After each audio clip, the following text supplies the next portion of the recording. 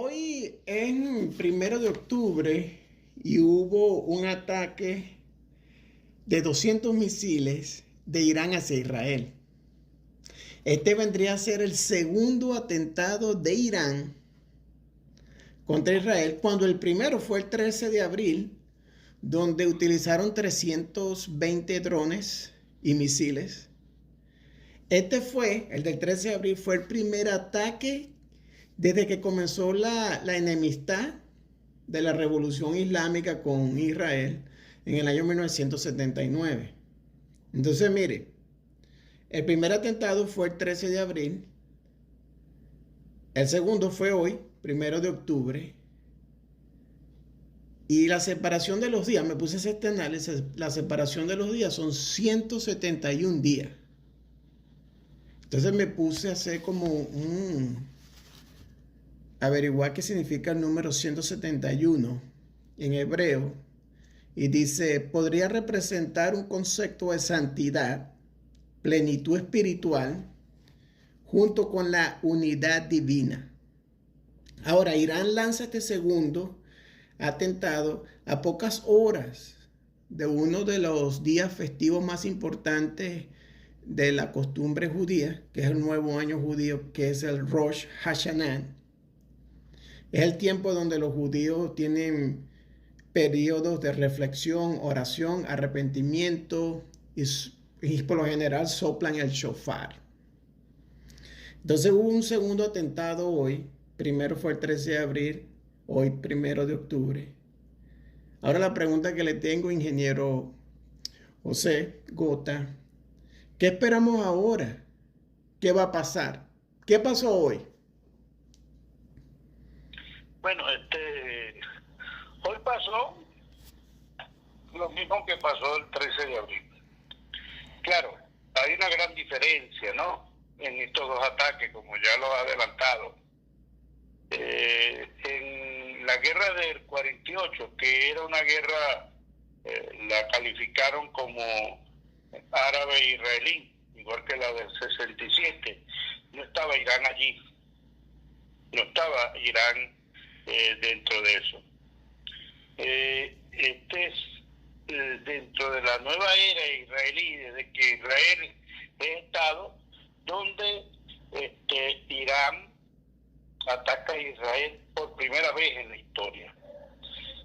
Si nosotros hacemos un poquito de historia hacia atrás y nos vamos cuando el pueblo judío, oígase bien, recordemos que hubo una división del Reino del Norte y del Reino del Sur.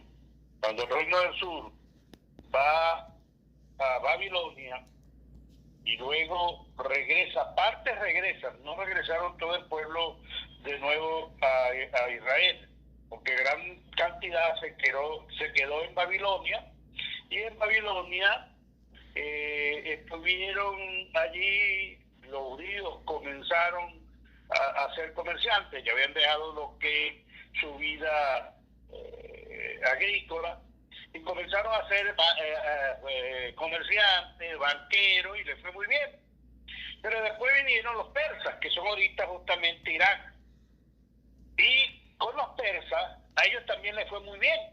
Estamos hablando de 500 años antes de Cristo, es decir, estamos hablando hasta este momento aproximadamente 2600 años. Pero el pueblo judío estuvo en Persia, es decir, estuvo allí en Irán, y lo trataron muy bien en Irán, hasta que vino lo que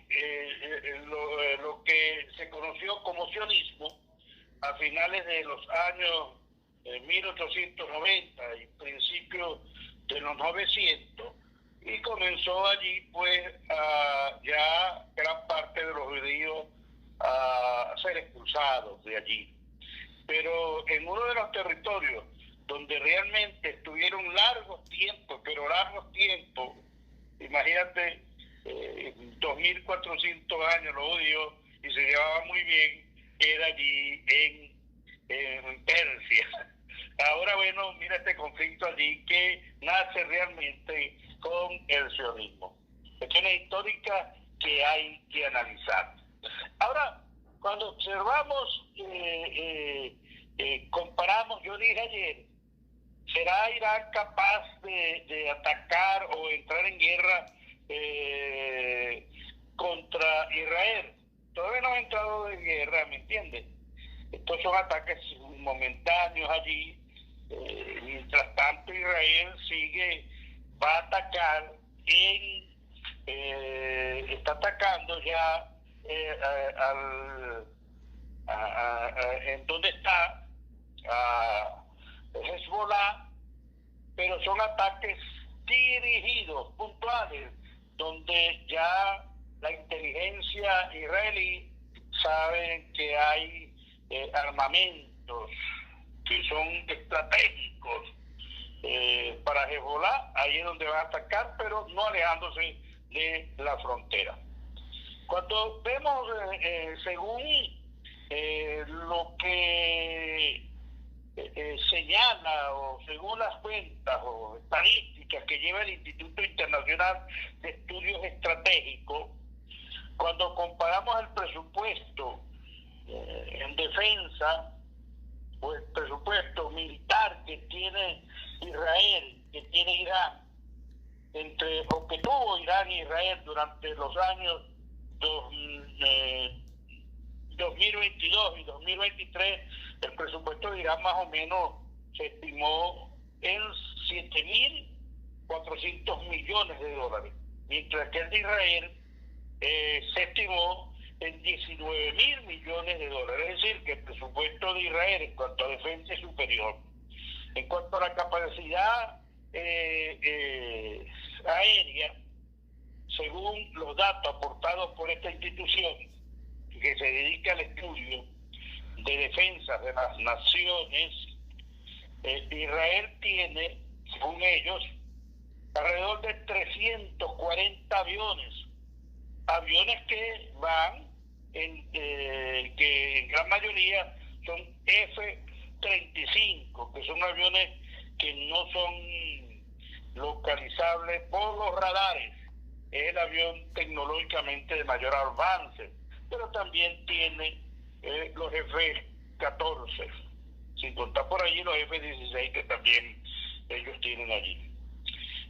Pero en cuanto vemos a la flota aérea de Irán, tiene una flota obsoleta. El avión, según estos datos de esta institución, el avión más nuevo es el F-14, y este F-14 fue retirado del servicio de la Marina hace 20 años, el servicio de la Marina de Estados Unidos, ¿no? Es decir, que en términos de presupuesto, en términos aéreos, la ventaja de Israel es abismal. También lo podemos ver en el aspecto o en lo que tiene que ver la parte naval. También Israel supera allí en términos armamentistas, donde, según la información, donde están más fortalecidos los iraníes es en cuanto a los misiles de largo alcance o balístico, que según ellos poseen aproximadamente unos 3.000 misiles balísticos. Es decir, hay una diferencia allí grande. Yo había dicho en un principio que toda guerra que se generase contra Israel antes de que tuviese construido el tercer templo, toda la va a ganar Israel. Y eso, bueno, está establecido dentro de lo que es la escatología cristiana.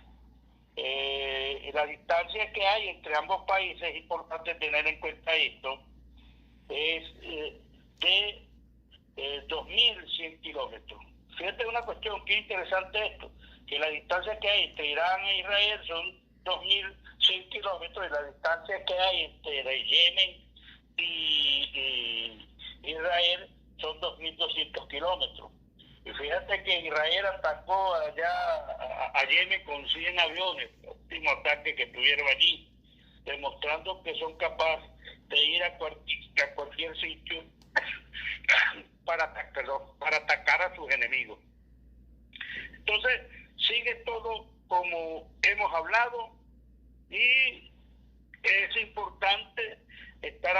momento en lo que ha de venir. El desarrollo no sabemos, todo sigue siendo impredecible. Mientras no haya un conflicto frontal, continuo, estratégico de Israel contra Irán, no habrá un conflicto a gran escala en el Medio Oriente. Y la economía, por supuesto, la economía de la zona y la economía internacional no se verá afectada. El peligro que se corre allí con un enfrentamiento entre estas dos naciones originaría, por supuesto, grandes dificultades en la economía mundial, y tendríamos entonces que hablar de geopolítica y de las posiciones que tomarían Rusia, China, y que tomarían los BRICS. Y es importante estar atento a lo que ocurrirá entre un mes, y voy a hablar del 5 de noviembre en las elecciones de Estados Unidos, porque pudiese haber aquí un giro en la política de relaciones exteriores de Estados Unidos. Ok, muchas gracias por la intervención. Gracias, ingeniero.